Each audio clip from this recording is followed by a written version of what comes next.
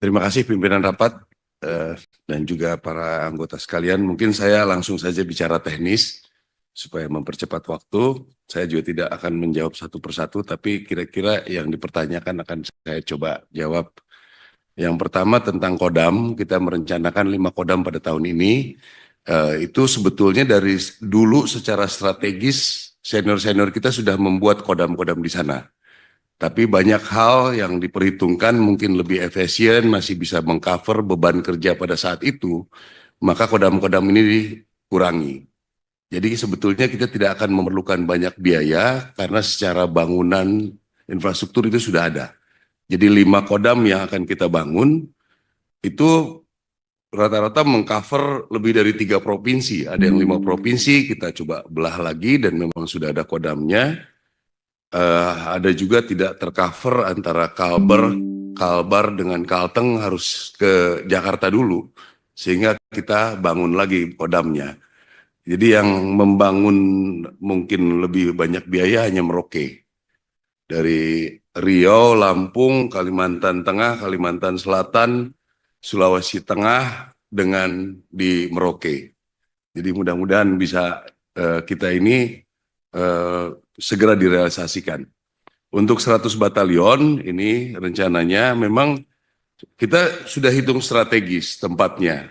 Bukan hanya melihat dari segala macam sisi, tapi efek-efek multi efeknya nanti akan berpengaruh, akan mengenai uang beredar di sana. Kalau batalion 1.000 gaji udah 5M per bulan mungkin berputar di sana, dan juga ikut membantu wilayah apa yang bisa dilakukan tentara-tentara, terutama tadi juga sempat disinggung oleh Panglima bahwa pergerakan terhadap bencana alam dan lain sebagainya nanti akan jauh lebih efektif. Dan kami juga bersyukur ternyata merencanakan ini respon dari wilayah itu sangat baik.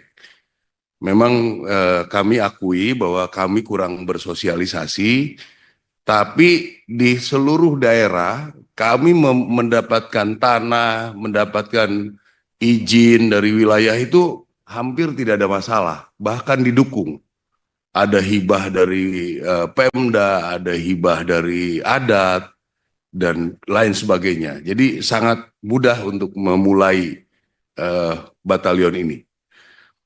Yang selanjutnya untuk mengenai perumahan, memang kami sudah berbincang-bincang berulang kali. Jadi kami sudah membuat pembangunan ini secara swakelola. Ini jauh lebih efektif.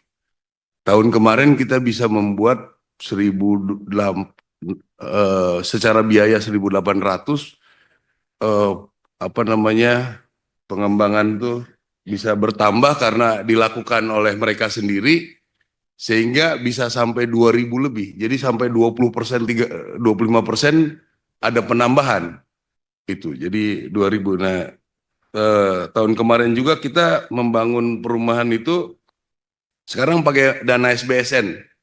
Jadi lebih fokus ke perumahan. Jadi tahun kemarin kita 1.200 lebih. Tahun ini rencana kita sekitar 1.000. Mungkin nanti yang secara swakelola, ya karena anggaran tahun ini secara awal ini berkurang, kami mungkin sekitar 1.000 lah. Koramil juga tahun kemarin kita bisa sampai 200-an swakelola. Jadi kita langsung kirim ke mereka, diawasi oleh IR, diawasi oleh LOK, Jeni, 250 juta sudah dengan meja kursi yang mereka bisa kerjakan. Secara administrasi kita pertanggungjawabkan. Jadi ke depan ini mengenai perumahan ini SBSN minimal 1.000 per tahun. Terus perbaikan rumah ya mudah-mudahan ini ada perubahan. Saya berharap sih minimal 1.000, kemarin bisa sampai 2.000. Ya, dan itu kita lakukan semua secara swakelola. Jadi anggota dengan tenaga-tenaga ahli bangunan bekerja dapat uang saku sehingga uang betul-betul beredar di daerah. Selanjutnya mengenai Papua, mohon izin Pak, sebetulnya perkembangan sudah sangat bagus Pak di Papua kami sekarang ini. Saya masih ingat dulu Pangkostrat 2 tahun anggota saya meninggal di pos itu belasan Pak. Dan juga yang korban tembak. 2024 tidak ada satupun korban di pos. Dan mudah-mudahan sampai dengan sekarang ini tidak ada di pos, Pak. Jadi kenapa kita sekarang mulai banyak korban? Karena memang kita sudah lebih aktif untuk menguasai wilayah. Supaya nanti tidak ada lagi mudah-mudahan pembakaran yang dilakukan oleh mereka kita bisa mengcover. Itu yang sedang direncanakan yang sangat didukung penuh oleh eh, Menhan dan juga Panglima TNI. Memang resikonya riak-riak ini terkesan akan jadi banyak. Tapi proses ke depannya ini saya meyakini akan jauh lebih baik. Yang Bapak sampaikan itu kami juga sangat berharap karena kalau kami datang diharapkan daerah itu akan berubah, Pak. Jadi mohon bantuan Bapak juga supaya semua kementerian bisa bekerja sama dengan kami, Pak. Kalau bisa kami datang ke sana paling tidak bawa lampu, Pak, bawa air bersih, bawa kita dropping. Dari Kementerian Pertahanan pun kita dengan Panglima TNI sudah merencanakan kita punya karavan, Pak, sehingga memudahkan dropping personil dan juga dropping bantuan, Pak. Jadi dari segi politik ya mungkin kami juga sudah kalau ada kerjasama itu kami selalu yang mengirim yang dari eh, suku daerah timur, Pak. Dari mulai NTT sehingga ya lebih melihat bahwa kita tidak ada pemikiran sampai ekstrim genocide dan lain sebagainya. Itu juga sudah kami lakukan kalau kunjungan ke Fiji, kunjungan ke negara-negara di Pasifik, Pak.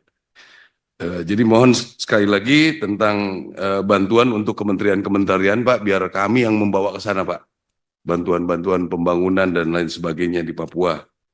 Dan juga mengenai dari daerah Papua, kami sangat menginginkan sebetulnya. Karena udah berulang kali kami coba dari daerah-daerah itu kita ambil, kami bina. Jadi ada permasalahan-permasalahan banyak yang punya permasalahan paru-paru, Bu. Itu permasalahan-permasalahan yang lain yang mungkin nanti kita bisa ngobrol yang supaya diantisipasi sejak mereka sekolah. Mungkin kultur-kultur yang kurang baik yang mengakibatkan dia tidak siap untuk masuk TNI maupun berkarir. Ya, karena di kita tidak ada pembatasan sama sekali. Kalau memang berprestasi, mempunyai kualitas, kita pasti dukung. Selanjutnya mengenai aset, Pak, aset-aset kami di Angkatan Darat, kalau memang secara hukum itu kita kalah, nggak mungkin kita pertahankan. Tidak mungkin, karena di zaman sekarang nggak mungkin kita punya kekuatan untuk bertahan. Kecuali kalau musuh kami bertahan sampai mati. Kalau sekarang undang-undang yang kita akan prioritaskan. Jadi tolong kalau ada penyampaian dari teman-teman ini masalah cerita aset, ya silakan pengadilan. Kami berani karena kami punya data. Itu saja yang ingin saya sampaikan. Terus masalah di Serang tadi, Bu, saya juga pernah di Serang. Sebetulnya mohon maaf, yang dilakukan prajurit banyak sekali yang seperti itu. Jadi nanti kita coba klasifikasikan untuk penghargaan-penghargaannya. Pak Panglima TNI juga pernah menyampaikan ke saya supaya jangan mahal untuk memberi penghargaan. Tapi yang dilakukan prajurit kita kurang presentasi saja sebetulnya. Kami memang bukan tentara untuk jadi artis, jadi agak sulit untuk menyampaikan kehebatan kami gitu. Jadi ya kami tetap akan kita kerjakan bersama masyarakat. Saya kira itu ya dari saya. Terima kasih Pak Pimpinan Rapat. Pimpinan 1 menit saja untuk Pak. Iya.